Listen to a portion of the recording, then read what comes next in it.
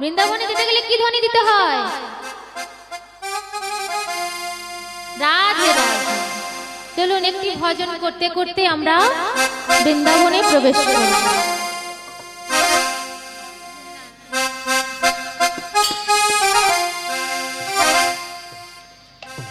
मेरा मन पंछी बोले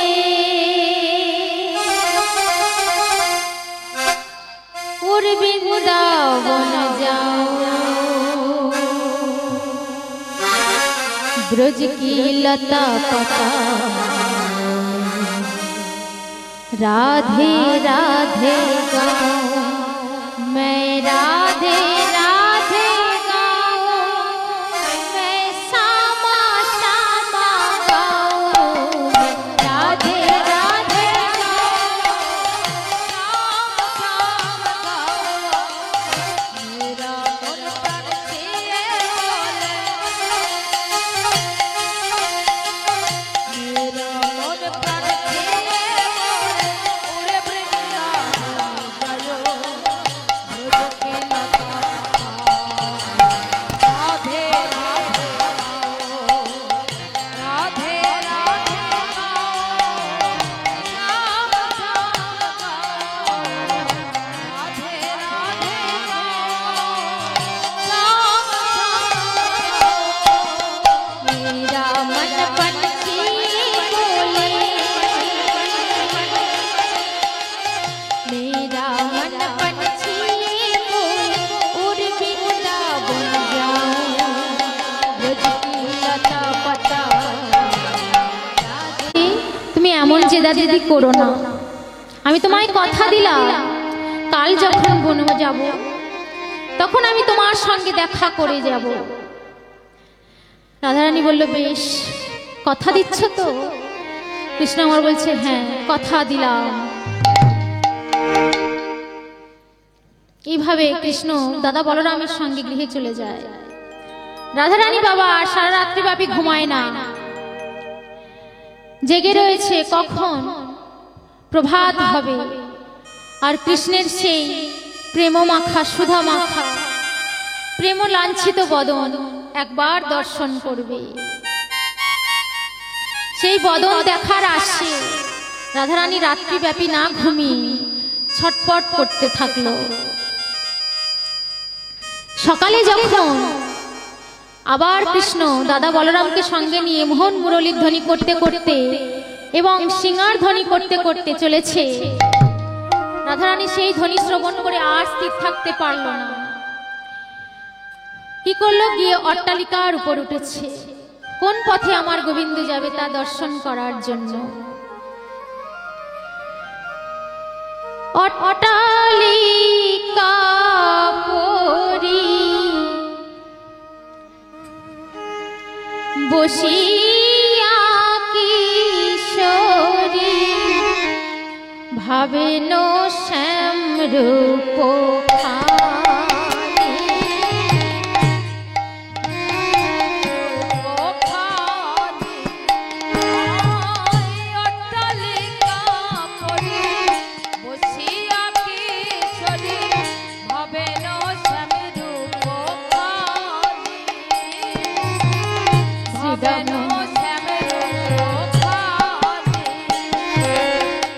শ্রীরাম সুদাম ভাইয়া বলো রাম, শ্রীরাম সুদাম ভাইয়া বলো রাম, করত হি বেনুর ধ্বনি, করত হি বেনুর ধ্বনি, শুনিল ধ্বনি, শুনিল ধ্বনি, শুনিল ধ্বনি, শুনিল ধ্বনি, বৃষভানু রাজনন্দিনী, শুনিল ধ্বনি, শুনিল ধ্বনি, বৃষভানু রাজনন্দিনী,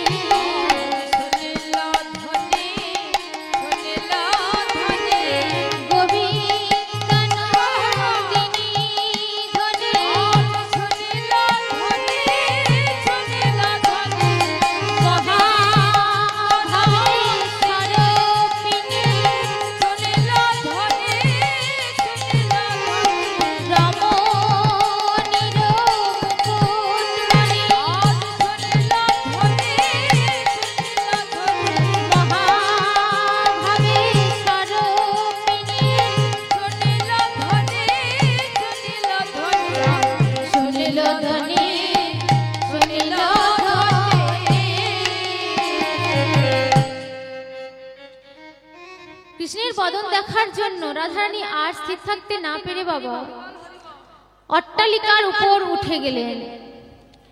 গিয়ে দেখছেন কোন পথে আমার গোবিন্দ যাইবে। গোবিন্দর বদন দেখার জন্য পাগল পাড়া হয়ে অধীর আগ্রহে আর স্থির থাকতে পারছে না। সেই বংশীর ধ্বনি শ্রবণ করে রাধারানী আমার পাগল পাড়া হয়ে গেলেন। যেই না ধ্বনি কর্ণকুহরে প্রবেশ করেছে, কর্ণকুহরে প্রবেশ করা মাত্রই রাধারানী আর স্থির থাকতে পারলেন না। রাধারানীর চিত্ত হরণ হয়ে গেল। মুনিদের চিত্ত হরণ হয়ে যায়, গোপীদের চিত্ত হরণ হয়ে যায় যে ধ্বনি শ্রবণ করল। সেই ধ্বনি শ্রবণ করে রাধারানী আমার বিহ্বল হয়ে পড়েছে। শুনিবে নোরা স্তব্ধ মন আইলো আহিরি বালা, শ্বাস নাহি বহে বহে প্রাণ নাহি দেহে, বারল বিরহ জ্বালা।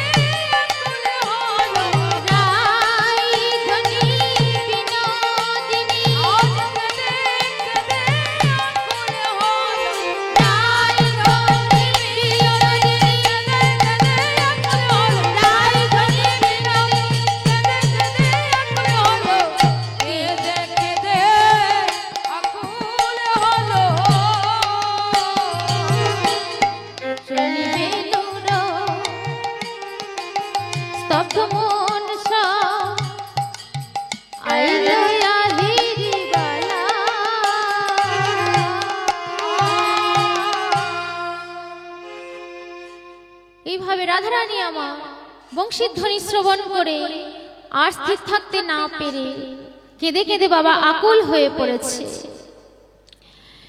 ভুজঙ্গ যেমন তার মনি হারিয়ে গেলে বিহ্বল হয়ে পড়ে, ঠিক তেমনি রাধারানী আমার ধুলায় লুটিয়ে যাচ্ছে। সেই বংশীর ধ্বনি শ্রবণ করে পাগলের মতো হয়ে ঘরের মধ্যে পাইচারি করছে, আর স্থির থাকতে পারছে না বাবা। স্থির থাকতে না পেরে যাকে পাচ্ছে তাকে দেখে বলছে, আরে শোন শোন শোন, তোরা বলতে পারিস কোন পথে গেলে আমি কৃষ্ণ দর্শন পাবো, কোথায় গেলে আমি কৃষ্ণকে পাবো? একটি বার বলে দে ওরে, একটি বার বল বল, আমার প্রাণবধূকে গেলে কোথায় আমি দেখতে পাই? প্রাণবধূকে ছাড়া আমি যে আর একটি মুহূর্ত থাকতে পারছি না। প্রাণবধূর বদন দেখার জন্য আমি যে পাগল হয়ে চলছি। ওরে তোরা একটি বার বল, কোথায় গেলে আমার প্রাণবধূর দর্শন পাবো? এমতো সময় রাধারানীর অট্টালিকার উপরে ঠিকই একটি ভ্রমর বাবা গুনগুন করতে করতে চলেছে। রাধারানী আর স্থির থাকতে না পেরে ভ্রমরটিকে দেখে বলছে, ওরে ভ্রমর, বল বল বল, তোরও যেমন গায়ের বর্ণ, আমার প্রাণবধূরও গায়ের বর্ণ একই। তোকে দেখে বড় আমার প্রাণবধূর কথা আরো বেশি করে করে মনে পড়লো।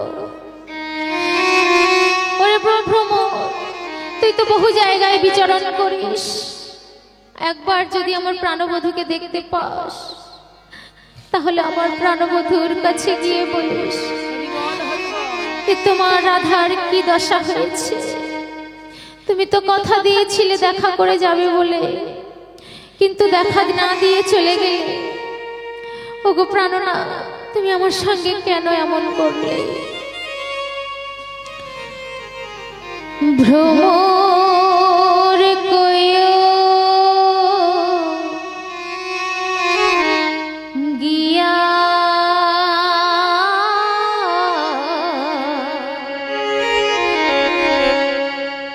শ্রীকৃষ্ণ বিচ্ছেদের নাহলে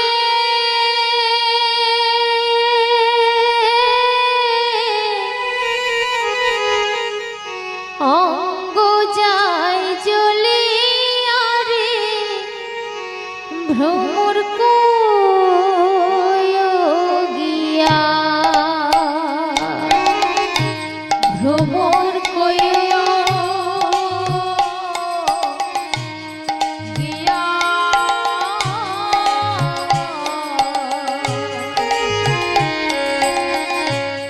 শ্রীকৃষ্ণের বিচ্ছেদের নালে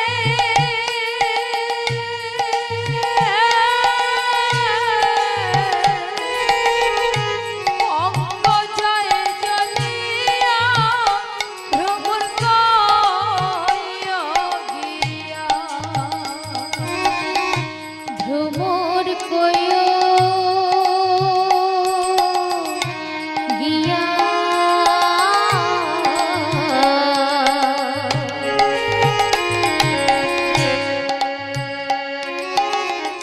শ্রীকৃষ্ণ বিচ্ছেদের নালে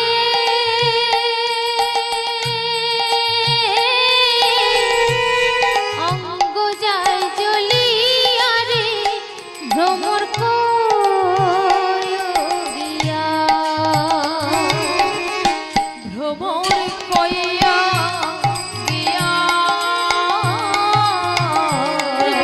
তুই একটিবার যা আমার প্রাণনাথের কাছে, আমার খবর নিয়ে যা। শ্রীকৃষ্ণের আমি যে আর সহ্য করতে পারছি না রে ভ্রমর, প্রাণনাথের কাছে গিয়ে আমার কথা বল।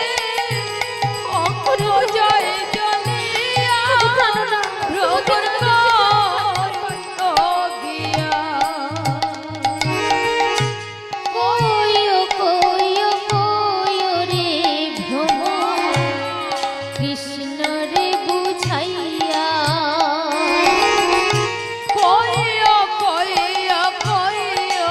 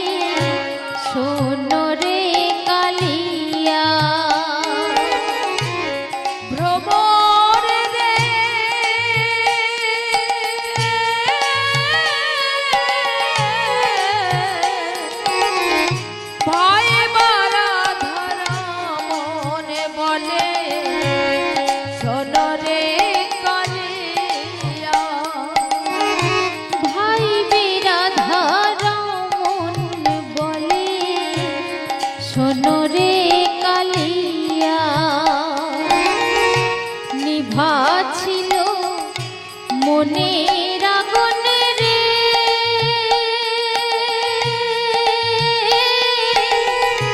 কে দিলা জ্বালাইয়া রে ভ্রমর কইয়া ভ্রমর কইয়া দিয়া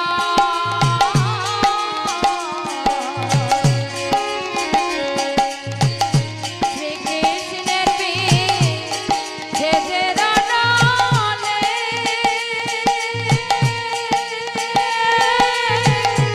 অঙ্গ জয় জ্বলিয়া ভ্রমর কইয়া দিয়া ভ্রমর কইয়া দিয়া এমন ভাবে যখন রাধারানী আমার ভ্রমরকেও ছাড়লো না বাবা, বলছে ওরে ভ্রমর তুই যা যা একবার যা, তুই যদি গিয়ে আমার প্রাণনাথকে দেখতে পাস তাহলে আমার কথা তার কাছে বলিস রে ভ্রমর, আমি তার জন্য কতটা উতলা হয়েছি, তুই একটিবার আমার প্রাণনাথের কাছে বলিস। ওগো প্রাণবধূ, তুমি তো আমায় দেখা দিয়ে গেলে না, তুমি আমায় দেখা না দিয়ে আমায় একা করে চলে গেলে প্রাণবধূ, আমি তোমার কাছে কি অপরাধ করেছি, তুমি কেন আমায় একা ফেলে চলে গেলে প্রাণবধূ, তুমি কেন আমায় ধোঁকা দিয়ে চলে গেলে। এমন ভাবে যখন কাঁদছে, রাধারানীর এই কণ্ঠস্বর শুনে একে একে তার অষ্টসখী তার কাছে ছুটে এলো বাবা। ললিতা, বিশাখা, চিত্রা, চম্পকলতা, ইন্দুরেখা, রঙ্গদেবী, সুদেবী সবাই একে একে তার কাছে ছুটে এলো।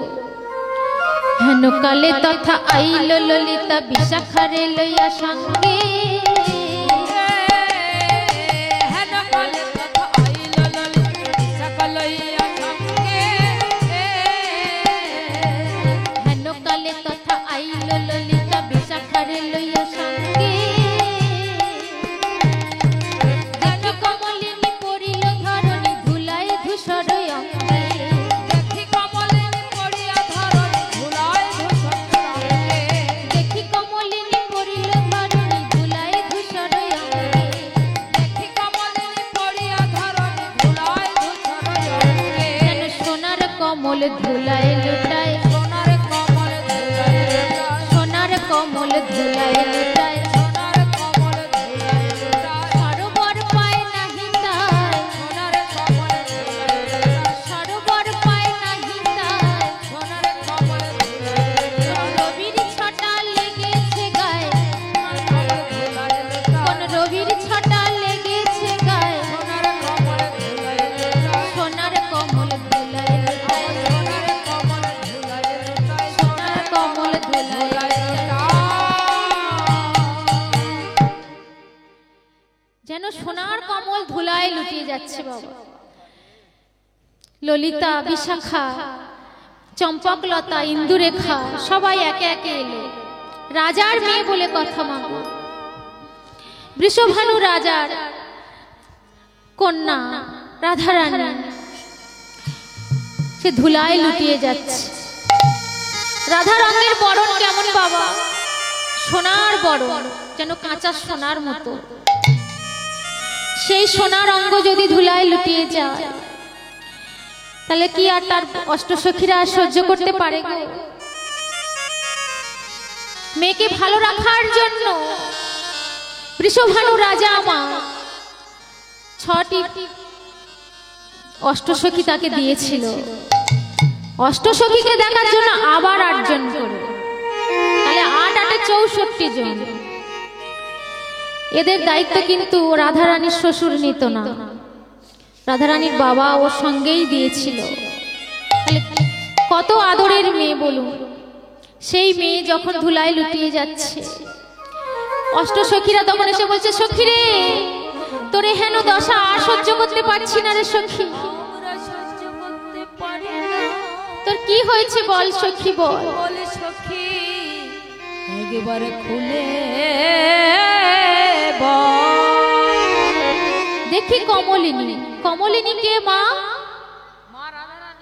মা রাধারানী।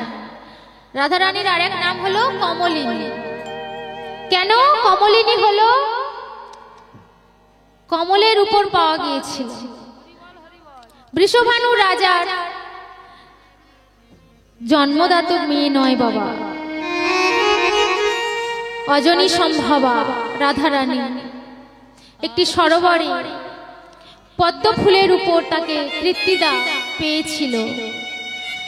বৃষভানু রাজার স্ত্রী কৃত্তিদা, তাই কমলিনী হলো, আমার রাধারানীর নাম কমলিনী। ওই জন্য বলছে যেন কমলিনী ধুলায় লুটিয়ে যাচ্ছে সোনার কমল। পদ্ম যদি সরোবর থেকে তুলে উপরে রাখা হয় কি হয়? শুকিয়ে যায় না? তাই আমার কমলিনী রাধারানী পদ্মের ন্যায় শুকিয়ে গেছে।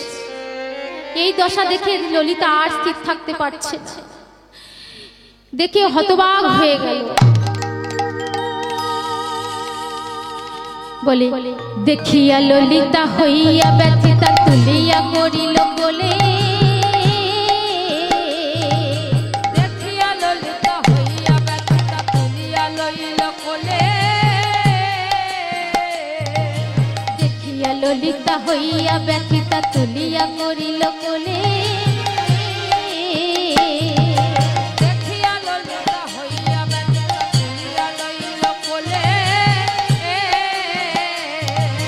শুনো বিনোদিনী নিবেদন বাণী অবধান করি বলে। শুনো বিনোদিনী নিবেদন করি অবধান করি বলে। শুনো বিনোদিনী নিবেদন বাণী অবধান করি বলে। শুনো বিনোদিনী নিবেদন করি অবধান করি বলে। বলে বল বল খুলে বল। বলে বলে খুলে বল। বল বল খুলে বল। বলে বলে খুলে বল। কিসের লাগি এত দুর্বল বল। বলে বলে খুলে বল। তুই মোদের সর্বস্ব বল। বলে বলে খুলে বল। কিসের লাগি এত দুর্বল। বলে বলে খুলে বল। তুই মোদের সর্বস্ব বল। বলে বলে খুলে বল। বল বল খুলে বল। বল বল খুলে বল।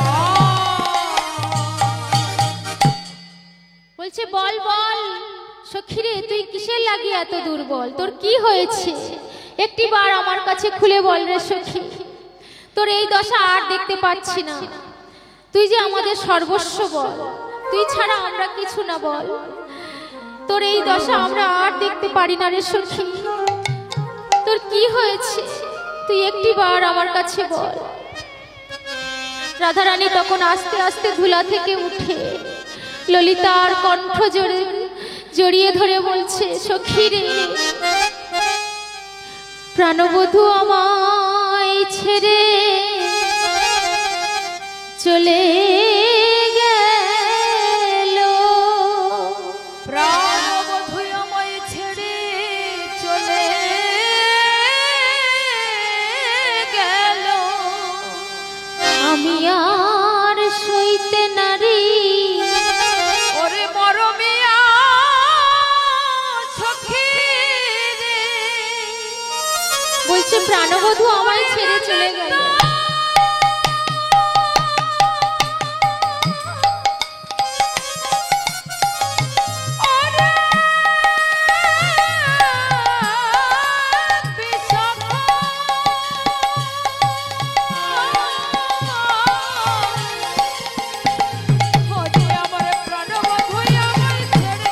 চলে গেল।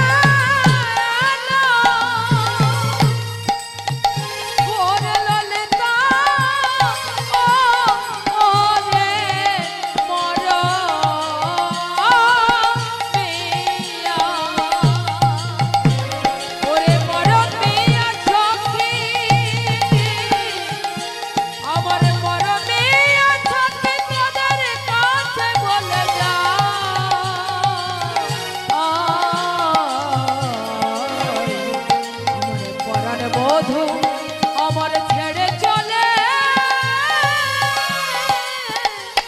চলে গেল।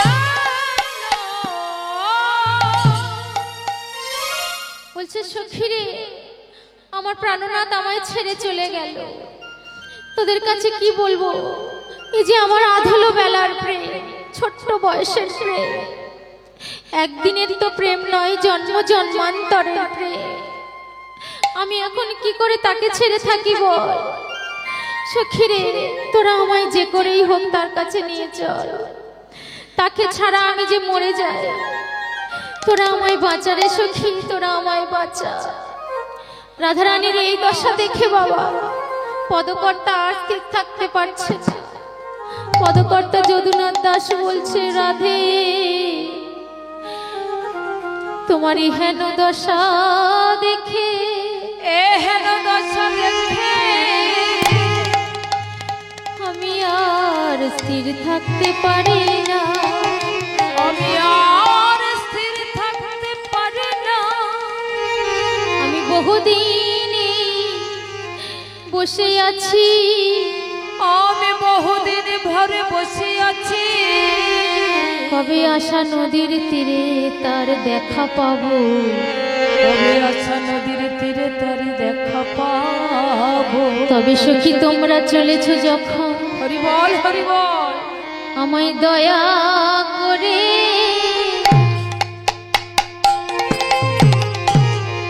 সঙ্গে নিও।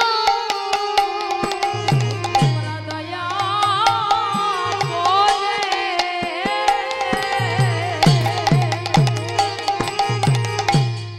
আমার সঙ্গে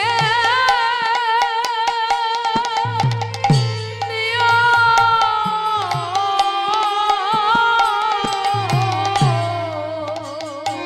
আমায় একা ফেলে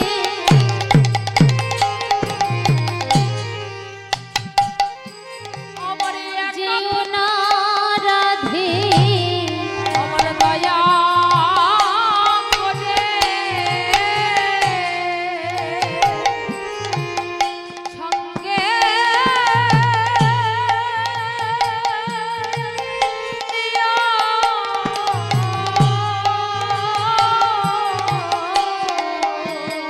আমায় ওই চরণে হরি বল হরি বল,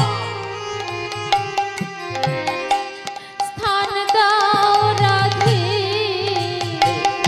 আমায় একা ফেলে যেও না রাধে। চরণ ছাড়া করুণা রাধে। চরণে স্থান দিও, ওই চরণে স্থান দিও। আমায় একা ফেলে যেও না রাধে। ওই চরণে স্থান দাও রাধে। একা ফেলে যেও না রাধে। চরণে স্থান দাও রাধে। একা ফেলে যেও না আমায় একা ফেলে যেও না রাধে। ওই চরণে ঠাঁই দিও। আমায় একা ফেলে যেও না রাধে। চরণে ঠাঁই দিও। আমায় একা ফেলে যেও না রাধে। ওই চরণে প্রমাণাতে হরি হরি হরি বল। ফেলে যেও না রাধে। ওই চরণে ঠাঁই দিও। একা ফেলে যেও না। ওই চরণে ঠাঁই দিও।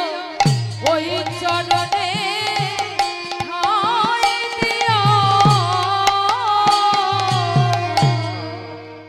তাই রাধারানী আমার করজোরে বলছে, ললিতা রে, ওরে ললিতা, তুই আর দেরি করিস না।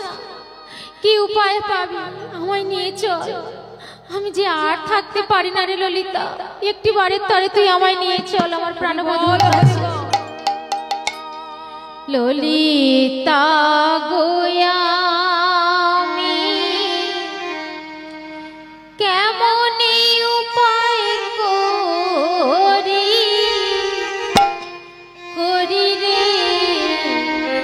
কেমনে উপায় করি ললিতা গয়ামি কেমনে উপায় করি করি রে কেমনে উপায় করি ললিতা গোয়ামি কেমনে উপায় করি করি রে কেমনে উপায় করি ললিতা গয়ামি কেমনে উপায় করি গো করি গো কেমনে উপায় করি শ্রীদাম সুদাম আর বলরাম শ্রীদাম সুদাম আর বলরাম গঠে গেল মোর হরি হরি রে গঠে গেল মোর হরি শ্রীদামে সুদাম আর বলরাম কোঠে গেল মোর হরি রে কোঠে গেল হরি প্রাণনাথ গেল মোরা যাই চলো প্রাণনাথ গেল মোরা যাই চলো প্রাণনাথ গেল মোরা যাই চলো প্রাণনাথ গেল মোরা যাই চলো ধরিয়া রাখাই বেশে ললিতা বিশাখা আর ইন্দুরেখা সাজাইয়া করো হো মনসভা সাজাইয়া করো হো ললিতা গোয়ামি কেমনে উপায় করি করি রে কেমনে উপায় করি ললিতা গয়ামি কেমনে উপায় করি করি রে কেমনে উপায় করি বলছে ললিতা রে কি কেমন উপায় করলে আমি আমার প্রাণনাথের কাছে যেতে পারি তোরা তড়া করে আমায় সাজিয়ে নিয়ে চল রে ললিতা আমার প্রাণবধূর জন্য আমি যে আর স্থির থাকতে পারি না একটি বারের তরে তোরা আমায় নিয়ে চল ললিতা ললিতা তো মহা বিপদে পড়ে গেল বাবা ললিতা মনে মনে চিন্তা করছে এখন কি উপায়ে নিয়ে যাওয়া যায় এদিকে সখীকে বলেছে সখী রে তুই আর চিন্তা করিস না তোর জন্য আমরা সব করতে পারি তুই যদি বলিস সর্পের মাথার মণি আনতে সেখান থেকে সর্পের মাথার মণি এনে দেব হরি বল হরি বল আর যদি বলিস সমুদ্র গর্ভ থেকে রত্ন আনতে আমরা রত্নও এনে দিতে পারি কিন্তু রাখাল বেশে যাবে এটা শুনে ললিতা আমার মনে মনে চিন্তা করছে ললিতা সুন্দরী জানাই চাতুরী ললিতা সুন্দরী জানাই চাতুরী ললিতা সুন্দরী জানাই চাতুরী ললিতা সুন্দরী জানাই চাতুরী বলাই সাজিল ভালো ও বলাই সাজিল ভালো বলাই সাজিল ভালো ও বলাই সাজিল ভালো বিশাখা সুন্দরী রূপে মনোহরি বিশাখা সুন্দরী রূপে মনোহরি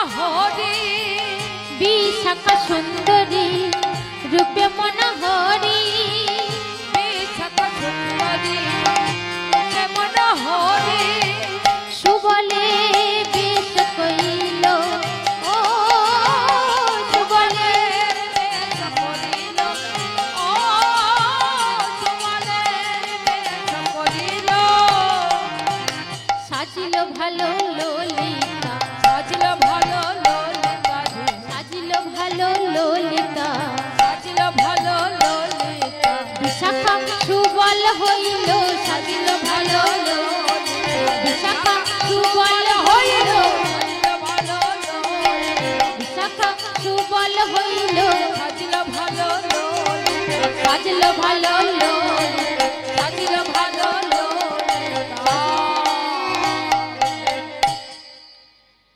বাবা যেই না বলেছে চল চল যাবো, আমায় কিভাবে নিয়ে যাবি? ললিতা সুন্দরী খুব বুদ্ধিমতী ছিল, খুব চালাক, নিজে নিজে বলাই সেজে নিয়েছে। বলাই মানে বলরাম, বলরাম সেজে নিয়েছে ললিতা, আর বিশাখাকে সুবল সাজিয়ে দিয়েছে। আরো সব যারা ছিল, চিত্রাদাম, বসুদাম, শ্রীদাম, মধুমঙ্গল সবাই হয়েছে। তুমি কি সুবল? আচ্ছা, এই যে বলরাম। পিছনে কারা রয়েছে? শ্রীদাম, দাম, বসুদাম। আচ্ছা,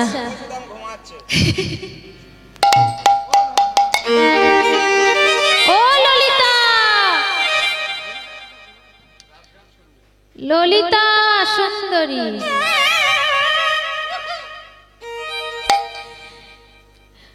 ঘুমাচ্ছে? ঘুমালে হবে? জেগে আছে, শুনছে।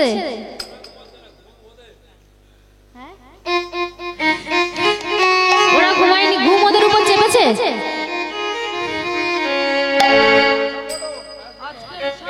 ঘুমালে কি হবে জানো তো? ওই গালে ব্যাং ঢুকে যাবে।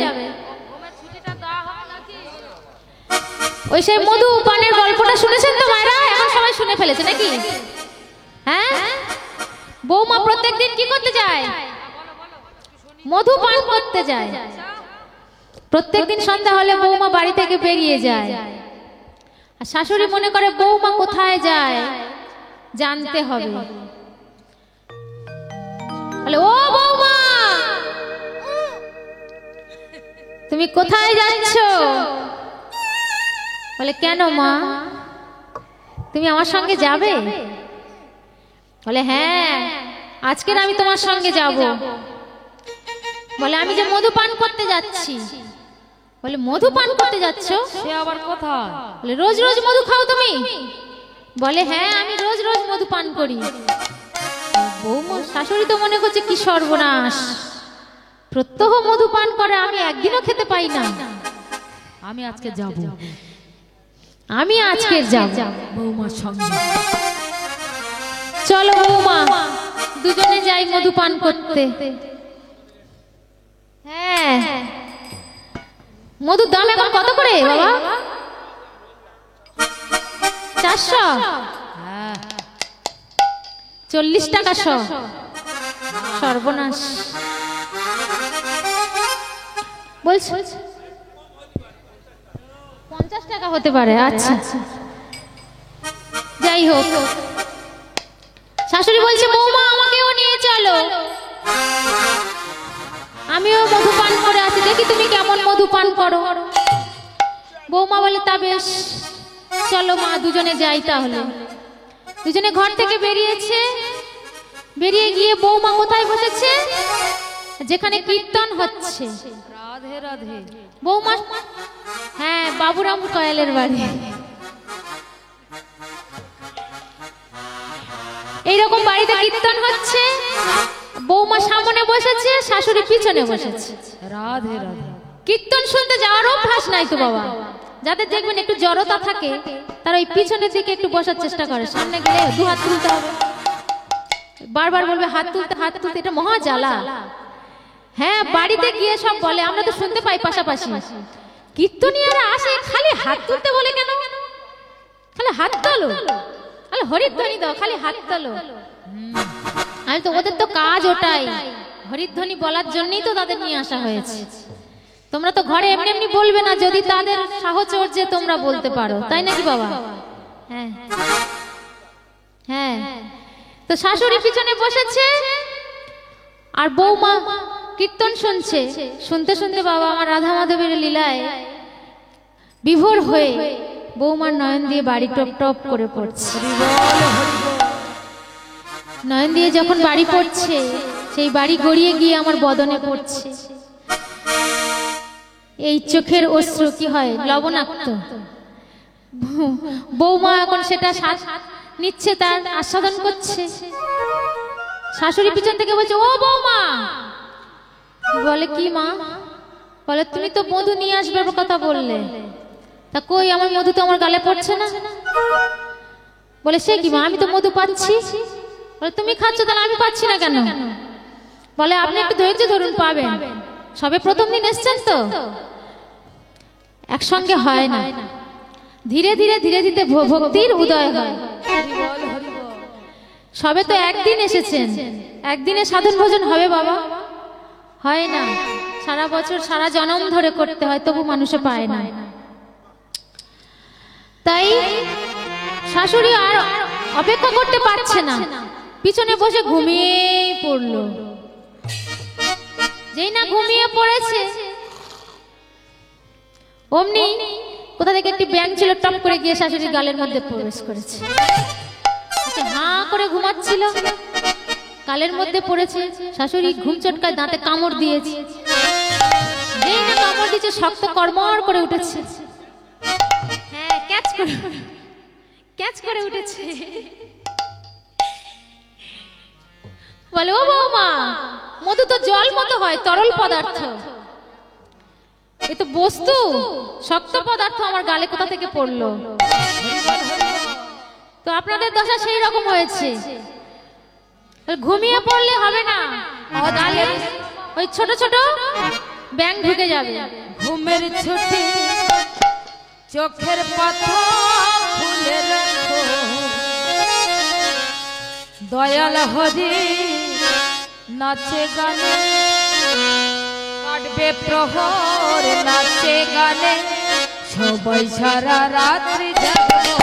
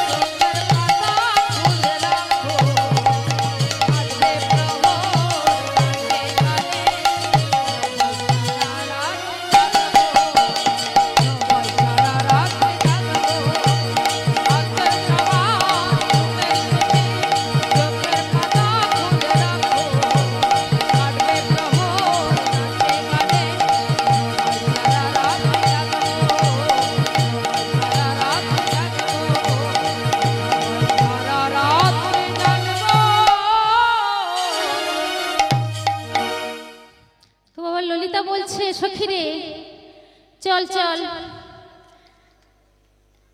আজ আর দেরি করব না, এবার তোকে নিয়ে বৃন্দাবনে যাব, চল।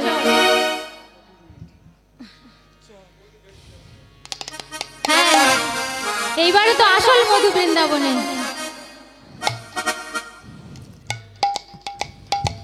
রাধারানী আমার বলছে, সখী দিদি আমায় সাজিয়ে দে, আমাকে নিয়ে চল সবাই।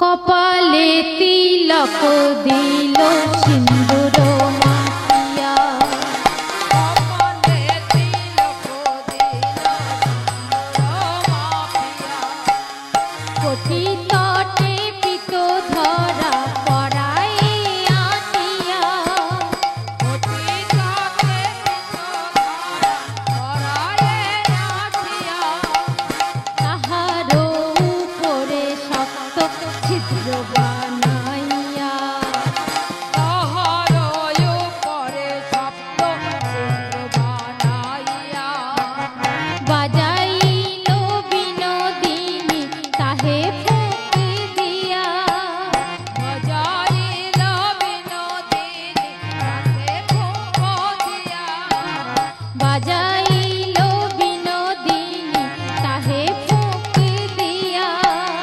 বাজাইল বিনোদিনী তাতে ফুঁক দিয়া।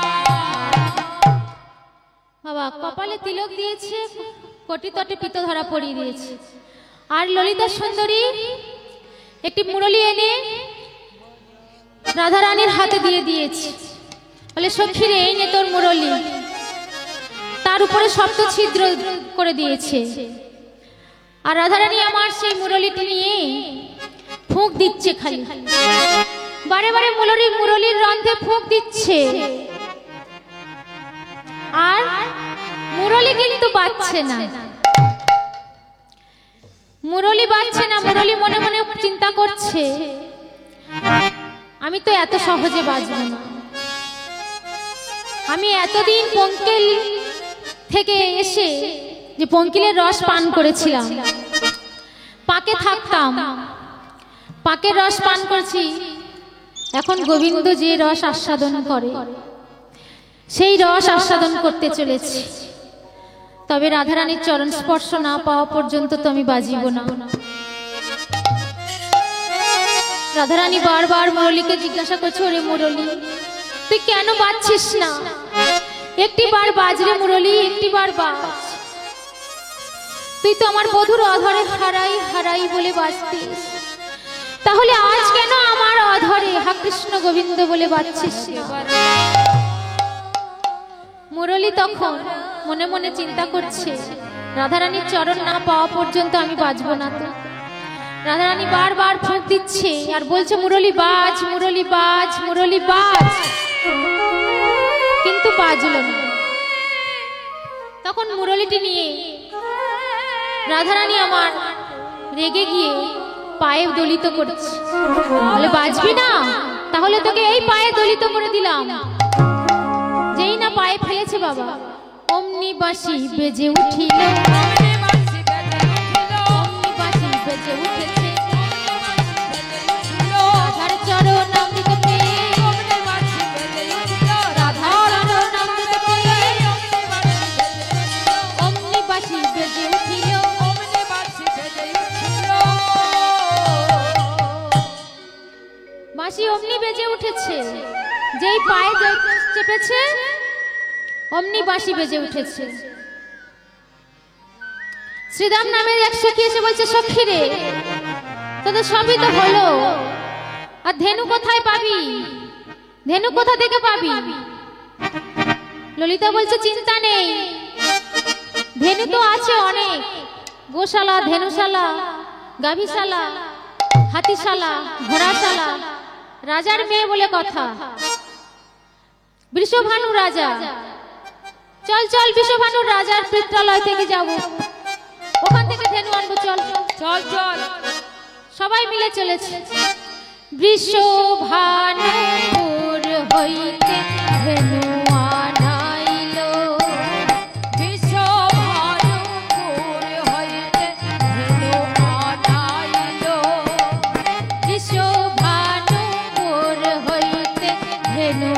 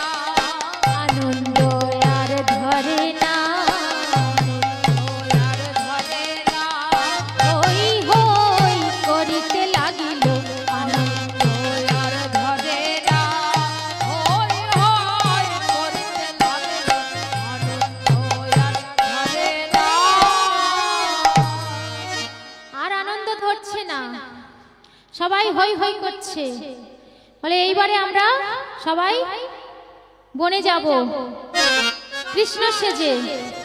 রাধারানীকে কৃষ্ণ সাজিয়ে দিয়েছে, মুরলি দিয়ে দিয়েছে, গাভী দিয়েছে। আর কি বাদ পড়েছে মায়েরা? কিছু বাদ পড়েছে? হ্যাঁ, সবাই মিলে জয়ধ্বনি দিতে দিতে বনে চলল। রাধারানী আর মনে আনন্দ ধরছে না। রাধারানীর এই লীলারস আস্বাদন করার জন্য বৃক্ষাদি তরুলতা, পশু পাখি, কীট পতঙ্গ, দেবতা কীর্ণ সবাই অপেক্ষা করে রইল। চৌদিকে ধেনুর পাল হাম্বা হাম্বা করে, চৌদিকে ধেনুর পাল হাম্বা হাম্বা করে, চৌদিকে ধেনুর পাল হাম্বা হাম্বা করে। চৌদিকে ধেনুর পাল হাম্বা হাম্বা করে।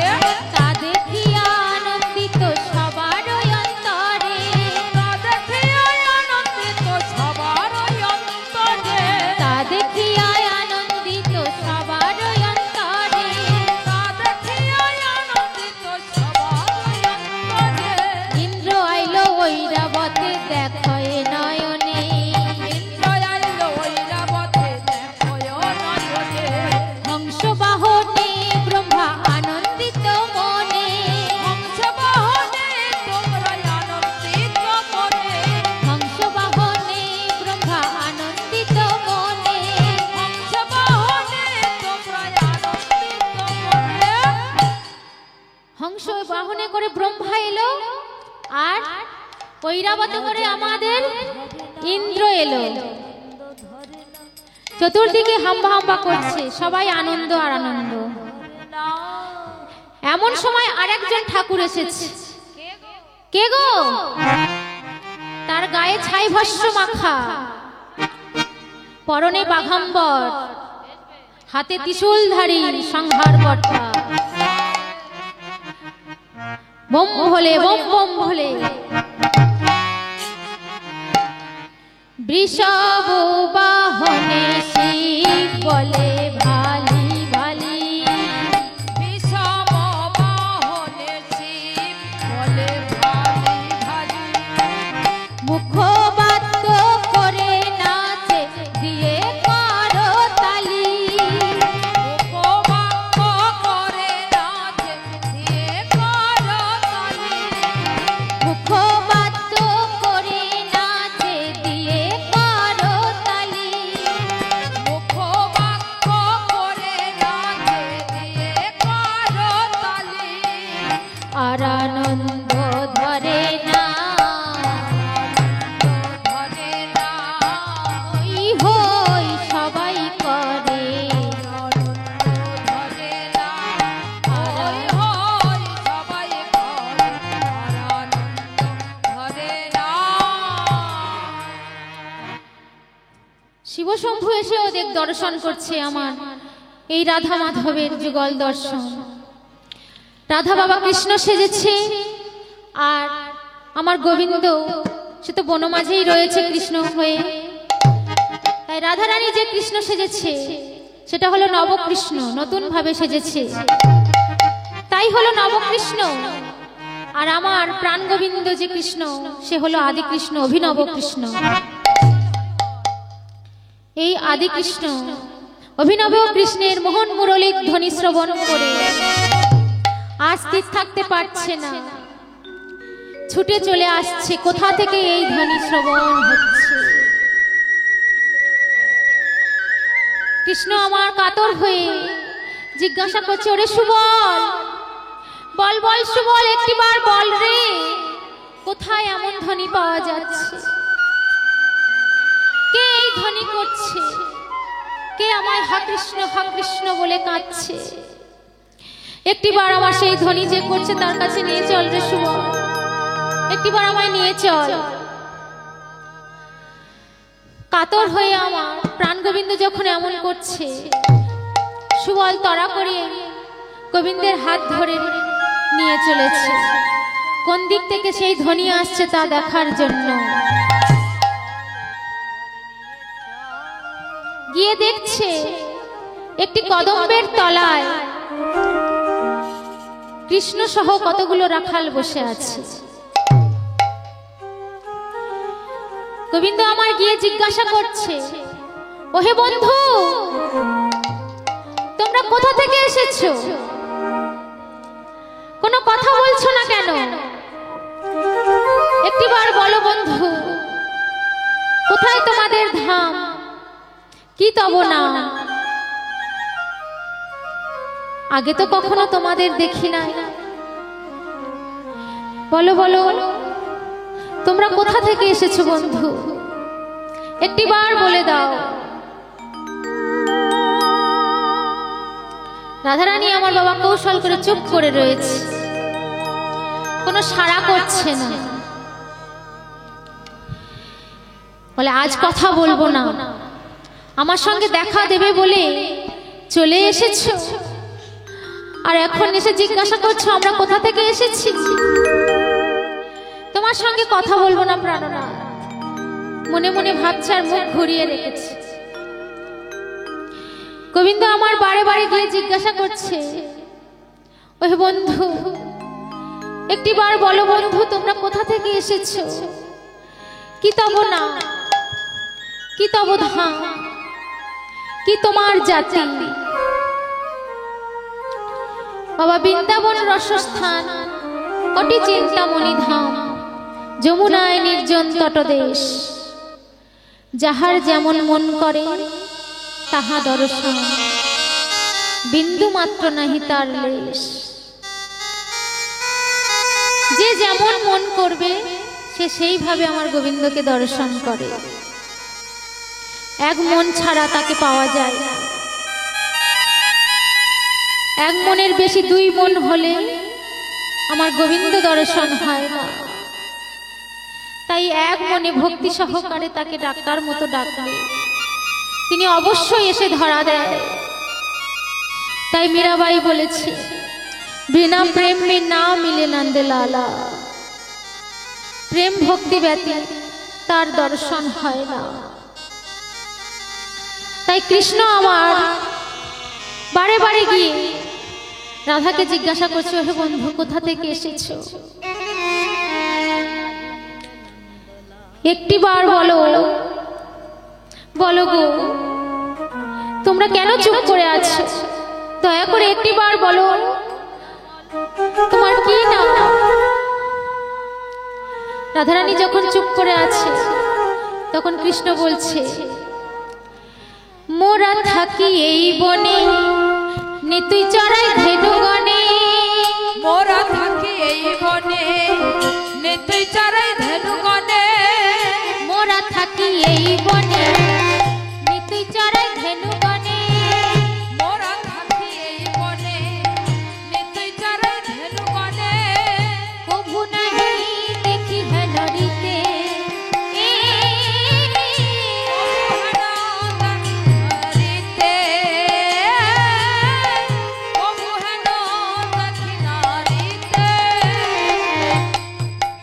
বলাই দাদার সঙ্গে থাকি, কভু না তোমারে দেখি।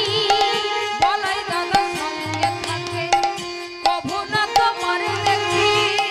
বলাই দাদার সঙ্গে থাকি, কভু না তোমারে দেখি। বলাই দাদার সঙ্গে থাকে, কভু না তোমারে দেখি। সন্দেহ লাগে মোর চিতে,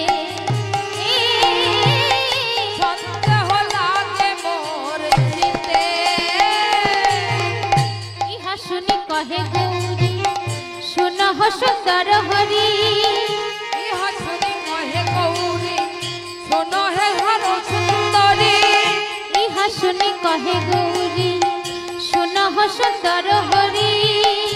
ইহা শুনি কহে গৌরী, শোনো হো আপনার দেহ পরিচয়, আপনার দেহ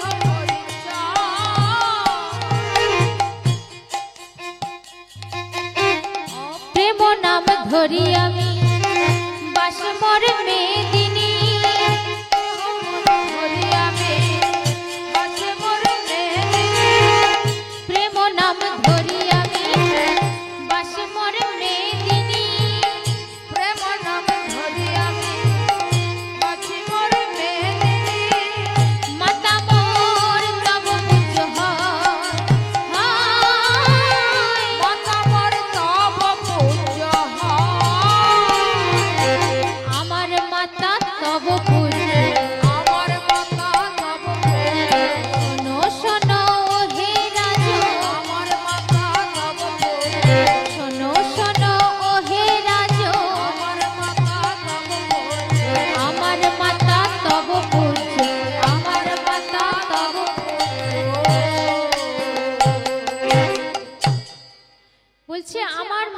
তব পূজ্য। রাধারানী বলছে, আর চুপ করে থাকলো না। যখন কৃষ্ণ আমার বলছে আমরা তো প্রত্যহ এখানেই থাকি, তাহলে তুমি কোথায় থাকো? তোমাকে তো দেখি না কোনোদিন। তখন বলছে আমার নাম প্রেম, আর আমি এই মেদিনীতেই বাস করি। আর আমার যিনি মাতা তিনি তোমার পূজ্য, অর্থাৎ তোমার পূজনীয় বা গুরুজন। তবে শোনো, আমরা কিন্তু তোমায় চিনি, আমরা কিন্তু তোমায় চিনি। কৃষ্ণ মনে মনে বলছে তোমরা আমায় চেনো, অথচ আমি তোমাদের চিনি না। রাধা বলছে আমার নাম প্রেম, আমি তোমাদের চিনি। কৃষ্ণ বলছে তুমি আমায় চেনো আর আমি তোমাদের চিনি না, কি করে হয়? রাধা বলছে হ্যাঁ হয়।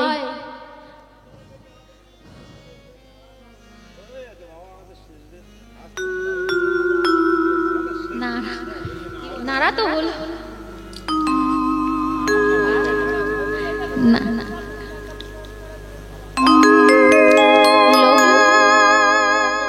লোক নেই।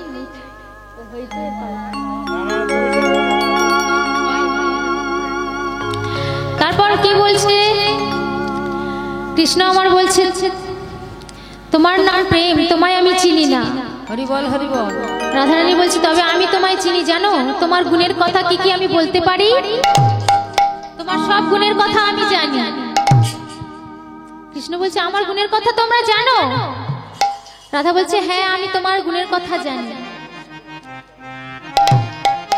তাহলে বলো দেখি আমার কি গুণের কথা জানো? যত সব গোপনারী লইয়া দধির পশারি, যত সব গোপনারী লইয়া দধির পশারি, যত সব গোপনারী লইয়া দধির পশারি, যত সব গোপনারী লইয়া দধির পশারি, মথুরার দিকে যায় তারা, মথুরার দিকে যায় তারা, দধি দুগ্ধকারী খাও পথ আগলিয়া রাও,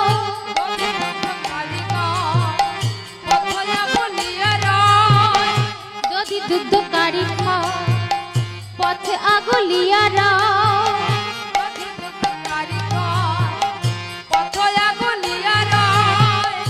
একই তব অনুচিত ধারা,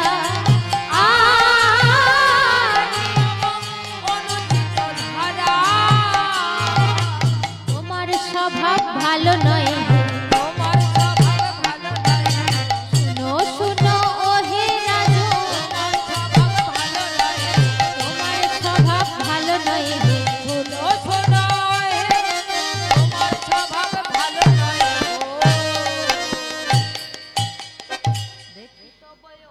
বলে তোমার স্বভাব ভালো নয়।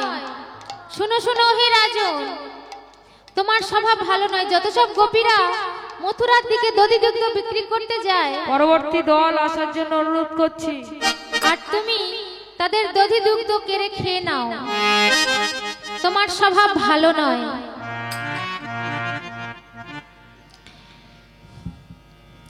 তোমার আরো খবর আমি জানি, জানো? বলে কি খবর জানো? বলে আরো বলবো। নারীগণ স্নান করে বসনরা তীরে, চুরি করি রাখো লোকাইয়া,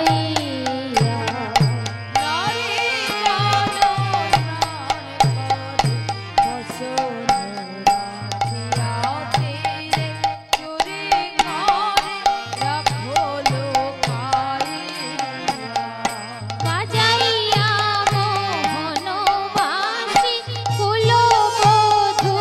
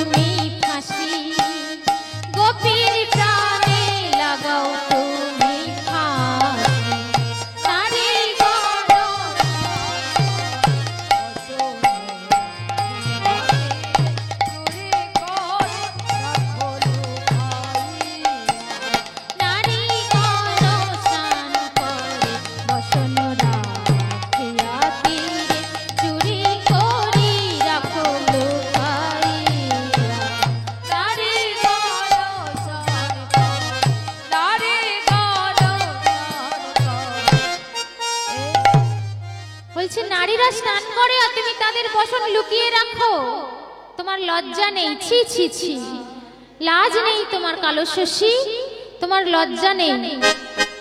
নারীরা বসন লুকিয়ে রাখে, স্নান করার জন্য বসন তীরে রাখে, আর তুমি সেই বসন নিয়ে লুকিয়ে রাখো। আমি যদি বলি তোমার গুণের কথা তো তোমার মাথা হেঁট হয়ে যাবে। তোমরা কি জন্য এসেছো এখানে? প্রাণনাথ আমার বলছে তোমরা কি জন্য এসেছো এখানে? এখনো তো পর্যন্ত বললে না কিসের জন্য এসেছো। তবে কি তোমরা রাধা দর্শনের জন্য এসেছো এখানে? রাধারানী তখন বলছে হ্যাঁ, আমরা রাধা দর্শনের জন্য এখানে এসেছি। গোবিন্দ আমার মনে মনে চিন্তা করছে, রাধা দর্শনের জন্য তোমরা এখানে এসেছো? আমি যে রাধার জন্য কত কত জায়গায় ঘুরে বেড়াই, তাকে তুমি জানো? রাধা আমার জীবন মরণ, আমি রাধার জন্য কত জায়গায় ঘুরে বেরিয়েছি। আমি কৃষ্ণ, আর তুমি বলছো তুমি কৃষ্ণ। তাহলে তুমি বলো তুমি রাধার জন্য কি কি করেছো? তুমি যে বলছো তুমি কৃষ্ণ, তুমি রাধার জন্য কি করেছো?